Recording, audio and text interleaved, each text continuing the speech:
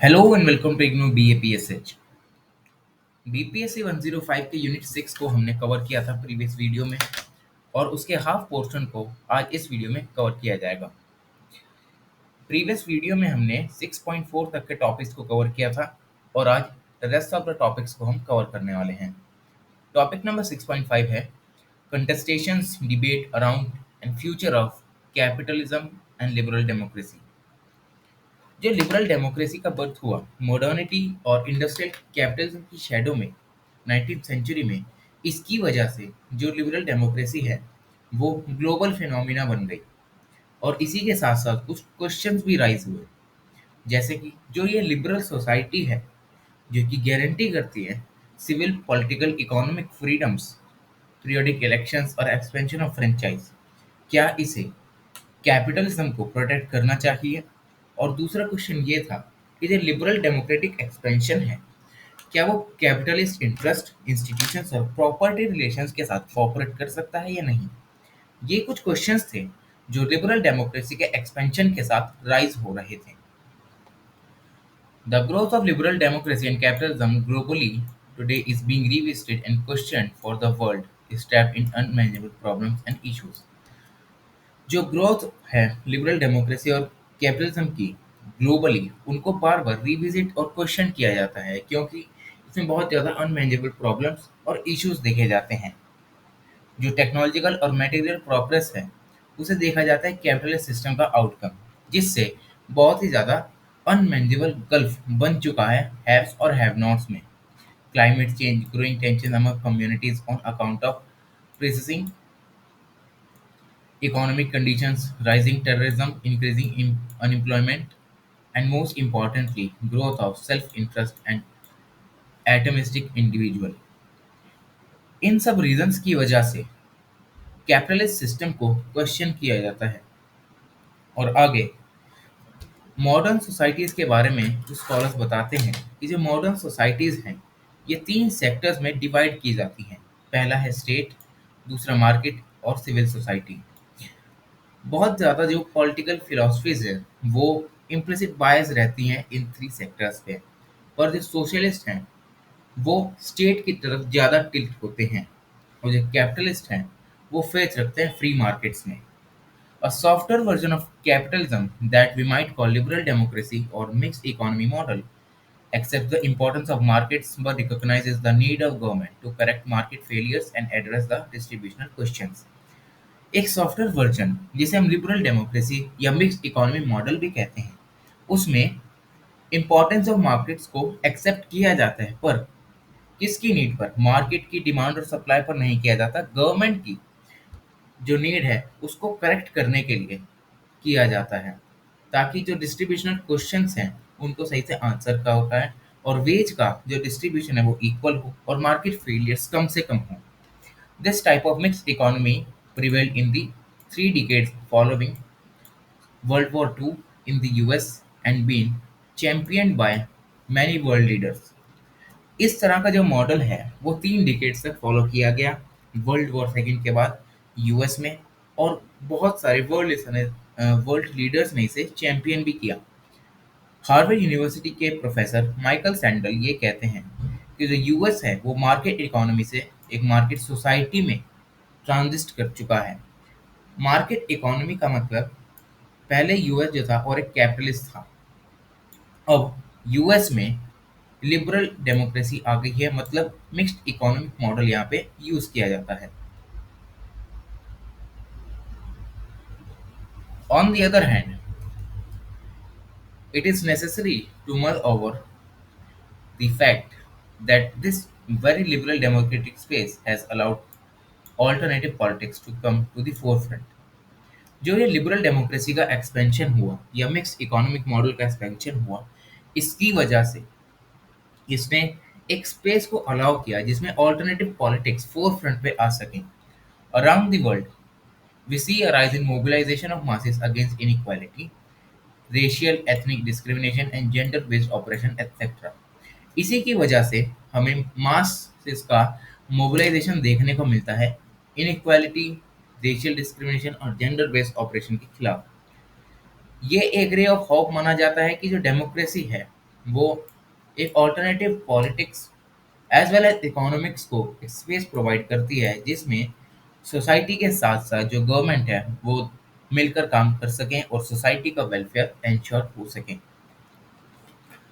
तो ये था यूनिट 6 का पार्ट 2। यूनिट 6 कवर हो चुका है। नेक्स्ट आता है यूनिट नंबर 7। यूनिट नंबर 7 का नाम है socialism and the working of the socialist state. इसके इंट्रोडक्शन की अगर मैं बात करूं तो सोशलिज्म को एक पॉलिटिकल आइडियोलॉजी माना जाता है और ये एक ओपोजिशन मानी जाती है कैपिटलिस्ट मोड ऑफ प्रोडक्शन के खिलाफ। इंट्रोडक्शन में क्या है? Socialism has a rich tradition of political thought and practice, which posits that the society rather than individual could own or control the means of production. Socialism में जो means of production है वो individuals own ना करें, society own करे ताकि जो society का डेवलपमेंट है वो हो सके। अगर हम इसे आइडियोलॉजी की तरह देखें, हम इसे तीन डिफरेंट वेज में अंडरस्टैंड कर सकते हैं। पहली, it is seen as a political economic system based on social ownership and centralized control of the means of production, as opposed to private ownership and the free market model of capitalism. Socialism को अगर हम ideology की तरह देखें तो पहला ये आता है एक पॉलिटिकल इकोनॉमिक सिस्टम जो कि बेस्ड है सोशल ओनरशिप पे, ना कि इंडिविजुअल ओनरशिप पे। क्योंकि कैपिटलिज्म में क्या होता है, प्राइवेट ओनरशिप होती है, मतलब कुछ इंडिविजुअल्स के पास सारी पावर होती है और कहीं ना कहीं वो पॉलिटिक्स को भी डोमिनेट करते हैं। पर इसमें सोशलिज्म में क्या होता है कि जो सोसाइटी है या जो कम्युनिटी है वो मीन्स ऑफ प्रोडक्शन को ओन करती है और स्टेट के पास सारा राइट होता है मीन्स ऑफ प्रोडक्शन को कंट्रोल करने का। इसमें सेंट्रलाइज्ड होता है, ना कि कैपिटलिज्म में डिसेंट्रलाइज्ड।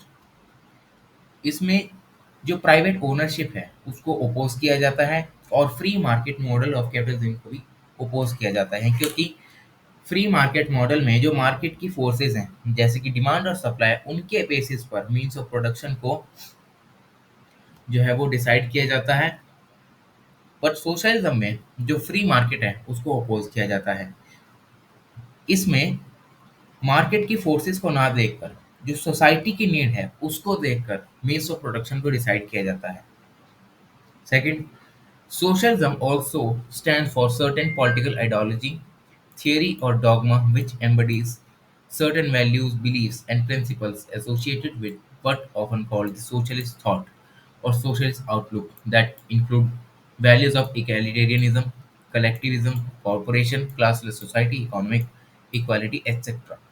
सेकंड, अगर हम देखें तो कुछ सर्टेन पॉलिटिकल आइडियोलॉजी से हम सोशलिज्म को अंडरस्टैंड कर सकते हैं, जिसमें कुछ वैल्यूज, बिलीव्स और प्रिंसिपल्स हैं जिन्हें हम सोशलिस्ट थॉट कहते हैं, सोशलिस्ट आउटलुक कहते हैं, जिसमें एगैलिटेरियनिज्म, कलेक्टिविज्म, कॉरपोरेशन, क्लासेस सोसाइटी और इकोनॉमिक इक्वालिटी को इंक्लूड किया जाता है। इगैलिटेरियन का मतलब होता है समानवाद, मतलब सबको समान अधिकार दिए जाएं, हर चीज़ को इक्वली ट्रीट किया जाए। कलेक्टिविज्म मतलब कलेक्टिवली जो है, जो कम्युनिटी है वो मीन्स ऑफ प्रोडक्शन को ओन करे, सबके बीच में कॉपरेशन हो, क्लासलेस सोसाइटी हो। क्योंकि कैपिटलिज्म की वजह से क्लास स्ट्रगल देखने को मिलता है और सोशलिज्म इसको काउंटर करते हुए क्लासलेस सोसाइटी की बात करता है, इकोनॉमिक इक्वालिटी की बात करता है, जो कि कैपिटलिज्म में हमें नहीं देखने को मिलती। Third, socialism is also identified with political and social movements aiming to overthrow capitalism and elimination of capitalist structures such as private property and a free market economy, and the replacement of by socialist system where the means of production is collectively owned and controlled by the state. Socialism को हम कुछ political और social movement से भी समझ सकते हैं जो कि ये मानते हैं कि हमें कैपिटलिज्म को ओवरथ्रो करना चाहिए, एलिमिनेट करना चाहिए कुछ कैपिटलिस्ट स्ट्रक्चर्स को जैसे कि private property, free market economy, और इसे सोशलिस्ट सिस्टम के साथ रिप्लेस करना चाहिए जिसमें जो मीन्स ऑफ प्रोडक्शन है वो कलेक्टिवली ओन किए जाते हैं स्टेट द्वारा। सेंट्रलाइज कंट्रोल स्टेट का इसमें माना जाता है। आगे आता है topic socialism critic of capitalism. Historically, socialism has made its way in the intellectual discourse during the early 19th century as a reaction against the unfair and unjust economic and social conditions generated by industrial capitalism. Historic way में अगर हम बात करें तो socialism early 19th century में एक reaction की तरह बाहर आता है जो कि अनफेयर और अनजस्ट इंडस्ट्रियल कैपिटलिज्म के अगेंस्ट वर्क करता है. Therefore, socialism cannot be fully understood without knowing the basic concepts of capitalism and capitalist structure. इसलिए अगर हमें सोशलिज्म को समझना है उससे पहले हमें कैपिटलिज्म को समझना जरूरी माना जाता है. कैपिटलिज्म क्या होता है? कैपिटलिज्म में प्राइवेट प्रॉपर्टी को रिकॉग्निशन दिया जाता है और इसमें जो मीन्स ऑफ प्रोडक्शन होता है वो प्राइवेटली ओन किया जाता है. फ्री मार्केट इकोनॉमी ऑपरेट करती है डोमिनेंट फोर्स की तरह और इसका प्राइमरी मोटिव ही यही होता है कि प्रॉफिट को ज़्यादा से ज़्यादा मैक्सिमाइज किया जा सके, ना कि जो सोशल नीड्स हैं, जो सोशल नेसेसिटी हैं, उनको ये एड्रेस नहीं करता है. इसीलिए the choice of investment in this system is determined by market forces like demand and supply rather than social और पब्लिक डिमांड. इसी वजह से जो सोशलिज्म है उसे काउंटर या क्रिटिक माना जाता है कैपिटलिज्म का. कैपिटलिज्म में मार्केट फोर्सेस जैसे कि डिमांड और सप्लाई को ज़्यादा एड्रेस किया जाता है, ना कि पब्लिक डिमांड पे. This free market model of capitalism essentially lead to the accumulation of wealth. और इसी की वजह से जो फ्री मार्केट मॉडल है इसकी वजह से क्या हुआ, एक्यूमुलेशन होने लग गया वेल्थ में कुछ इंडिविजुअल्स के हाथ में जो कि मीन्स ऑफ प्रोडक्शन को कंट्रोल करने लग गए हैं, जिन्हें हम बुर्जुआ भी कहते हैं. Socialism contended the private ownership and competitive free market system of capitalism as the primary cause of social inequality and in the society and therefore envisaged for a centrally planned economic system directed and organized by the state.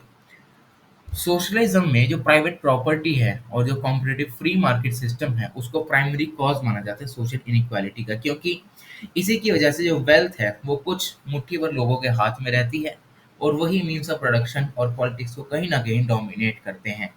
इसी वजह से हमें class struggle देखने को मिलता है जहाँ पे एक क्लास दूसरी क्लास पर डोमिनेट करने की कोशिश करती है. पर सोशलिज्म में एक हमें सेंट्रली प्लान्ड इकोनॉमिक सिस्टम देखने को मिलता है जो कि डायरेक्ट और ऑर्गेनाइज किया जाता है स्टेट द्वारा.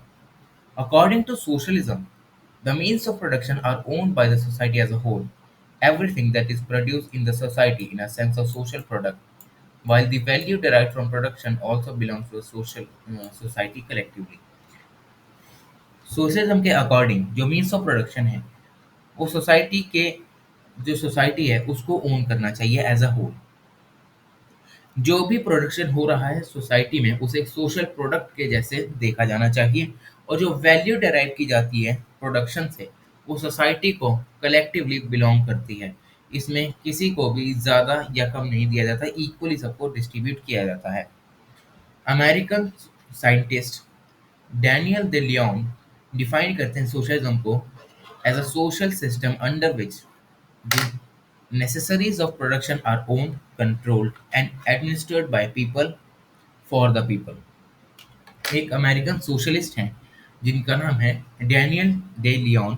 वो सोशलिज्म को ऐसे डिफाइन करते हैं कि ये एक ऐसा सोशल सिस्टम है जिसमें जो प्रोडक्शन है, जो कंट्रोल है और जो एडमिनिस्ट्रेशन है वो लोगों के पास ही रहता है, ना कि कुछ कैपिटलिस्ट लोगों के पास जो कि आगे वेल्थ को एक्यूमुलेट करते हैं. इसमें कम्युनिटी को एज अ होल देखा जाता है जो कि कलेक्टिवली मीन्स ऑफ प्रोडक्शन को ओन करती है.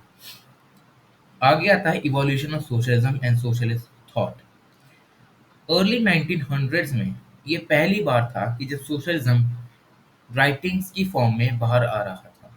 ये कुछ रिफॉर्मर्स थे जिनको हम अर्ली सोशलिस्ट कहते हैं, जैसे कि Comte Henry they sent Simon, Robert oven, Charles Fourier etcetera. इन्हें हम अर्ली सोशलिस्ट भी कहते हैं क्योंकि इन्हीं की राइटिंग से हमें पहली बार सोशलिज्म का फर्स्ट अपीयरेंस देखने को मिलता है. The earliest socialist. These early socialist thinkers highlighted that the structural inequalities, injustice, suffering in the societies which they conceived to be brought by capitalist mode of production. Early socialist thinker जो थे वो ये कहते हैं जो भी ये structural अनइक्वालिटीज हैं, इनजस्टिस है और जो सफरिंग है सोसाइटी में, वो कैपिटलिज्म मोड ऑफ प्रोडक्शन के लिए ही, जो कैपिटलिस्ट फॉर्म ऑफ प्रोडक्शन है उसी के द्वारा लाई गई हैं। उनके अकॉर्डिंग जो प्राइवेट ओनरशिप है वो ही सोर्स है सारे इविल्स का। और ये जो अर्ली सोशलिस्ट हैं वो ये बिलीव करते हैं कि अगर हमें सोशलिस्ट गोल को अचीव करना है तो हमें को कैपिटलिस्ट के एटीट्यूड और बिहेवियर को चेंज करना पड़ेगा towards the society.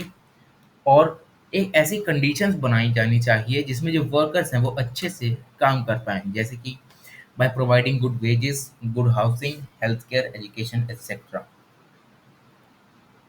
Vision of socialism was subject to severe criticism by Karl Marx and Friedrich Engels. जो ये विजन था सोशलिज्म का, इसमें कुछ रिफॉर्म्स करने चाहिए, जैसे कि अर्ली सोशलिस्ट जो थे, जैसे इन्होंने कहा था कि हमें गुड वेजेस चाहिए, गुड हाउसिंग देनी चाहिए, गुड हेल्थ केयर और एजुकेशन देनी चाहिए। कार्ल मार्क्स और फ्रेडरिक एंजल्स इसको सीवियरली क्रिटिसाइज करते हैं। उनका ये मानना था कि जो सोशलिज्म को अगर हमें अचीव करना है वो मोरल करेक्शन से कभी नहीं हो सकता। ये इसे अनसाइंटिफिक और अनरियलिस्टिक कहते हैं।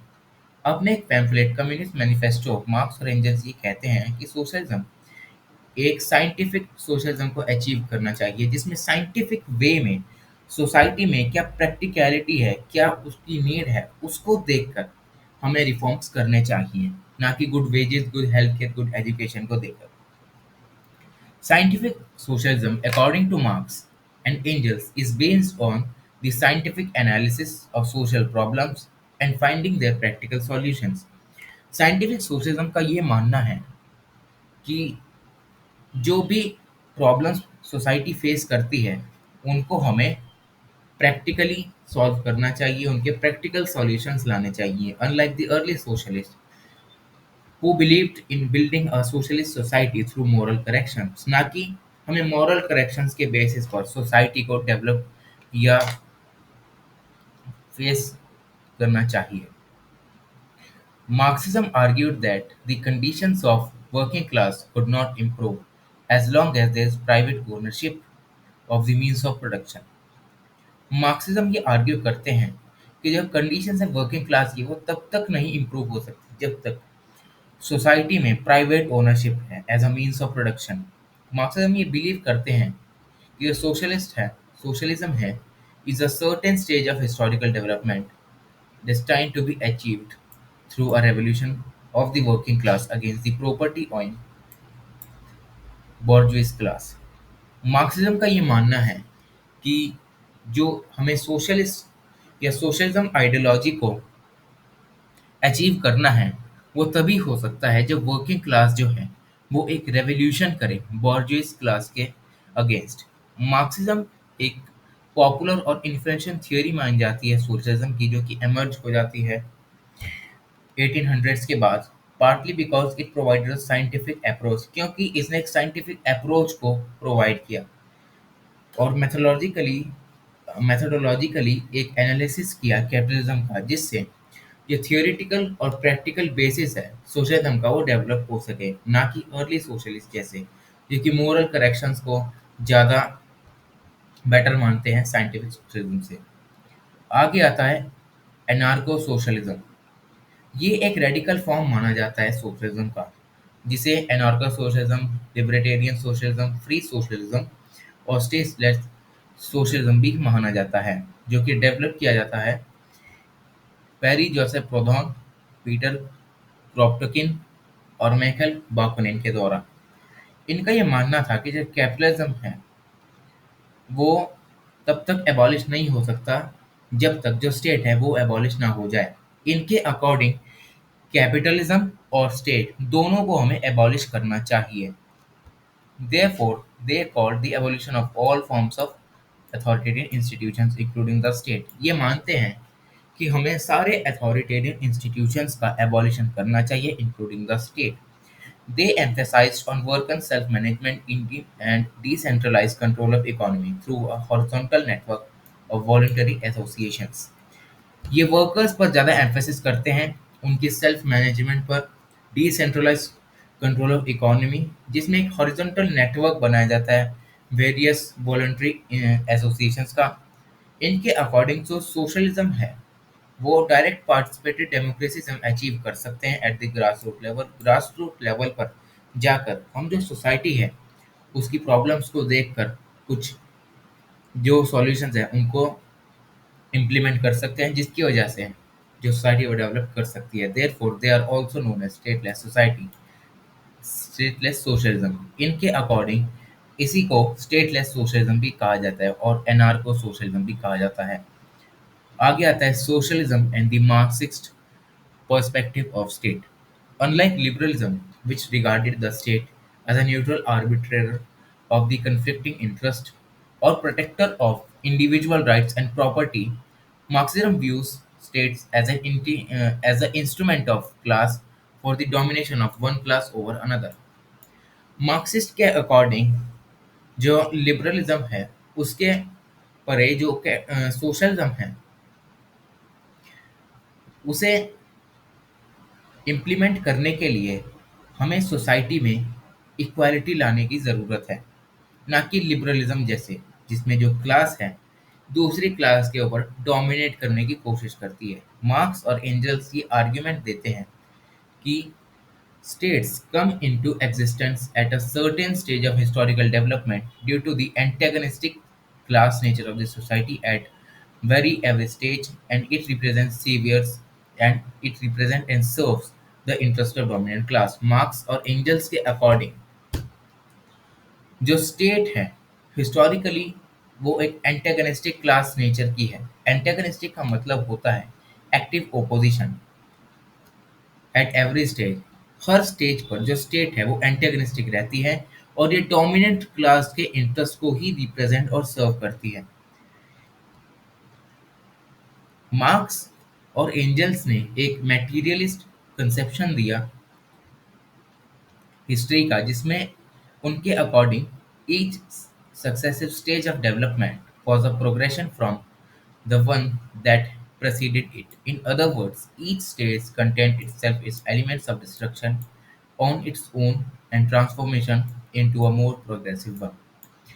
मार्क्स और एंजल्स ने एक मेटेरियलिस्ट कंसेप्शन दिया सोशलिज्म का, जिसमें ये कहते हैं कि जो हर स्टेज है हिस्ट्री की उसमें कुछ ना कुछ कुछ ऐसे एलिमेंट्स होंगे जो कि उसका डिस्ट्रक्शन करेंगे और उसमें ही कुछ ऐसे भी एलिमेंट्स होंगे जो उसका ट्रांसफॉर्मेशन करेंगे एक प्रोग्रेसिव स्टेट को बनने के लिए। Thus, the capitalist state system, in Marxist perspective, is an instrument of class exploitation and oppression in favor of bourgeois class and against the proletariat class. Capitalist system Marxist perspective में एक instrument देखा जाता है class exploitation और operation का, जो कि favour करता है बुर्जुआ क्लास को अगेंस्ट द प्रोलेटरेट क्लास। प्रोलेटरेट क्लास वो क्लास होती है जो कि वर्किंग क्लास होती है, जो वर्कर्स जो होते हैं। Marxism therefore called the overthrow of the capitalist state in the place established a socialist state through a violent revolution of proletariat led by the Vanguard Party. Marxism में यह कहा जाता है कि हमें कैपिटलिस्ट स्टेट को ओवरथ्रो करना चाहिए और इसकी जगह पर हमें एक सोशलिस्ट स्टेट को एस्टेब्लिश करना चाहिए, जो कि एक वायलेंट रेवोल्यूशन के द्वारा हम एस्टेब्लिश कर सकते हैं, जिसमें जो रेवोल्यूशन करेंगे वो होंगे प्रोलेटरेट, जो कि होंगे workers led by the vanguard party. Vanguard party के ये मेंबर्स होंगे। According to him, socialism cannot be achieve at one stroke. Marx के अकॉर्डिंग जो सोशलिज्म है वो वन स्ट्रोक में हम जो अचीव नहीं कर सकते। It requires a fairly long period of transition from capitalism to socialism. ये एक लंबा प्रोसेस है कैपिटलिज्म से सोशलिज्म की ओर ट्रांजिस्ट करने का। This period of transition is called the dictatorship of proletariat. इस पीरियड को डिक्टेटरशिप ऑफ प्रोलेटरेट भी कहा जाता है, जिसमें जो सोशलिस्ट फॉर्म ऑफ स्टेट है वो हमें देखने को मिलती है। The purpose of the dictatorship of proletariat is to use the state power for the removal of capitalist elements from the society by transferring the means of production from private ownership of private ownership to state property. इनके according जो purpose है dictatorship of प्रोलिटरेट का, वो removal के लिए use किया जाता है कैपिटलिस्ट एलिमेंट्स की सोसाइटी से, और मीन्स ऑफ प्रोडक्शन को प्राइवेट ओनरशिप से स्टेट प्रॉपर्टी में ट्रांसफर करने का ये प्रोसेस माना जाता है। In this regard Marx said that proletariat is a stage of socialism and ultimate objective will be to create conditions for eventual transition to a stateless and classless society known as communism. Marxist इसको पहली state कहते हैं, पहली stage कहते हैं, जिसका ultimate objective यही होता है कुछ ऐसी कंडीशंस बनाए और ट्रांजिशन करे स्टेट का स्टेटलेस और क्लासलेस सोसाइटी में, जिसको वो कम्युनिज्म भी कहते हैं। और कम्युनिज्म को मार्क्स सेकेंड स्टेज कहते हैं, जिसे इमेच्योर और क्रूड फॉर्म माना जाता है कम्युनिज्म का। इन communism, which is ultimate stage of socialism, the society will be free from class antagonism, and this state will wither away. Communism में कम्युनिज्म को अल्टीमेट स्टेज माना जाता है सोशलिज्म का, जिसमें जो सोसाइटी है वो क्लास से फ्री हो जाती है और जो स्टेट है वो विदर अवे हो जाती है। Thus, the Marxist theory of state does not glorify the state. Marxist theory of state में स्टेट को ग्लोरीफाई नहीं किया जाता, पर जो स्टेट है, rather it is a theory for the eventual overthrow of state. But जो ये स्टेट है उसको ओवरथ्रो करने की बात इसमें की जाती है इवेंचुअली। आगे आता है emergence of socialist state. 20th century की बिगिनिंग में एक वैरायटी ऑफ सोशलिस्ट पार्टीज हमें देखने को मिलती हैं और कुछ ग्रुप्स देखने को मिलते हैं यूरोप में जो कि रिलेटिवली मॉडरेट होते हैं, जिसे हम फैबियन सोशलिस्ट और गिल्ड सोशलिस्ट भी कहते हैं, जो कि हाईली रेडिकल मार्क्सिज्म और एनार्किस्ट सोशलिज्म से अलग होते हैं। The reformist and evolutionist socialists believe in achieving socialist goals through peaceful and democratic means. जो इवोल्यूशनरी सोशलिस्ट होते हैं उनका ये मानना होता है कि सोशलिस्ट गोल्स को हम पीसफुली अचीव कर सकते हैं बाय डेमोक्रेटिक मीन्स।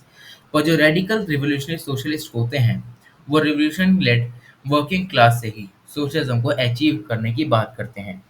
जैसे कि 1970s में जो 1917 में जो बॉल्शेविक पार्टी थी, जो कि लेड करते थे व्लादिमीर लेनिन, उसने रशिया की पावर को सीज कर दिया और पूरे वर्ल्ड में फर्स्ट सोशलिस्ट स्टेट को एस्टैब्लिश किया। और रशियन रेवोल्यूशन की सक्सेस से एक बहुत बड़ा इम्पैक्ट हमें मैनकाइंड पर देखने को मिलता है 20th सेंचुरी में। और जो सोशलिस्ट पार्टीज थी यूरोप में और अमेरिका में, इसकी वजह से प्रो सोवियत कम्युनिस्ट पार्टीज और सोशल डेमोक्रेटिक पार्टीज में इनका स्प्लिट देखने को मिल जाता है। यूनाइटेड स्टेट्स में दो प्रो सोवियत पार्टीज का हमें स्प्लिट देखने को मिलता है। पहली होती है the communist labour party and the communist party of America, जो कि स्प्लिट ऑफ हुए थे सोशलिस्ट पार्टी ऑफ अमेरिका से। और सिमिलरली फ्रांस का एग्जांपल इसमें दिया हुआ है, जिसमें जो फ्रांस है, जो कि French section of workers international international जो पार्टी है, वहाँ से भी कुछ जो फ्रेंच कम्युनिस्ट पार्टी है वो ब्रेक हुए हो जाती है। The non communist socialist parties became the members of the Socialist International as it succeeded the Marx's original International Working Men's Association, while the Soviet Union organized communist parties into the Communist International known as the Third International.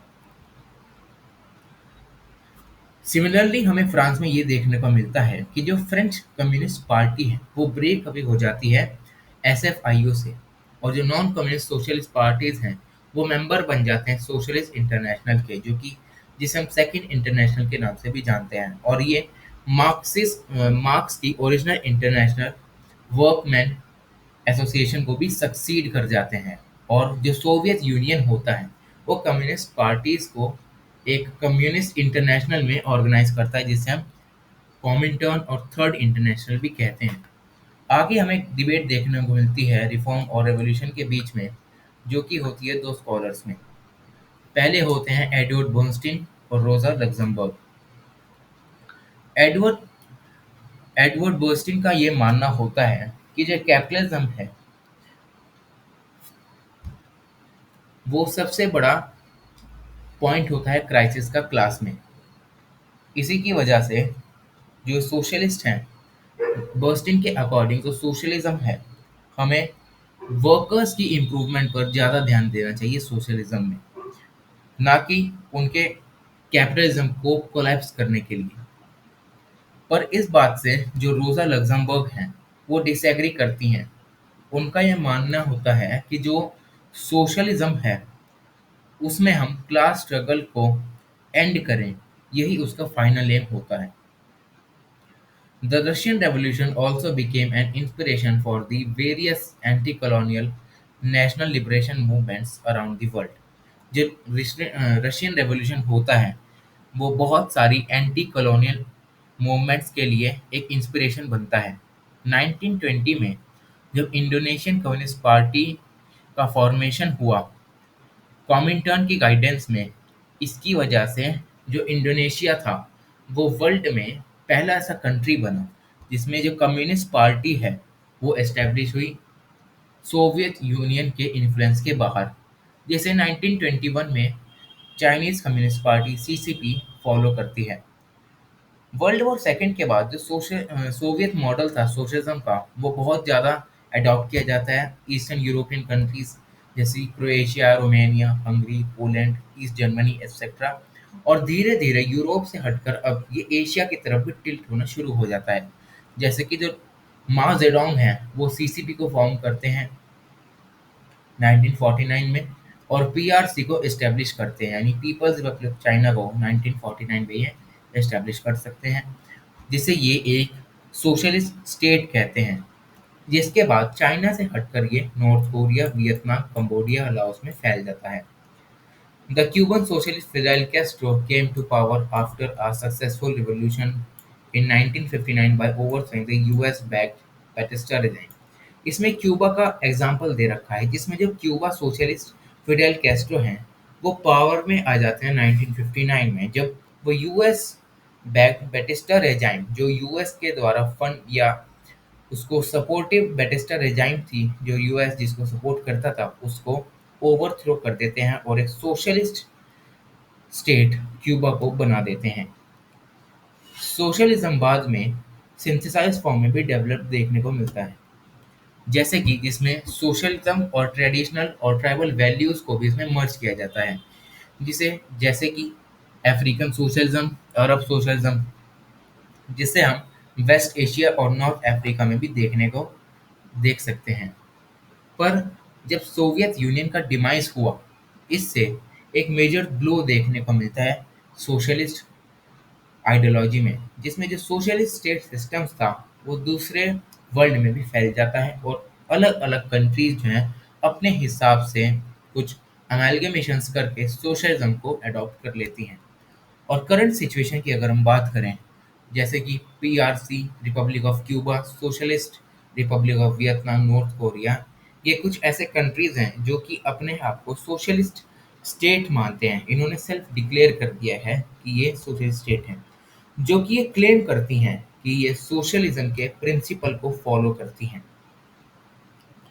तो ये unit 7 का part 1 है। Thank you so much.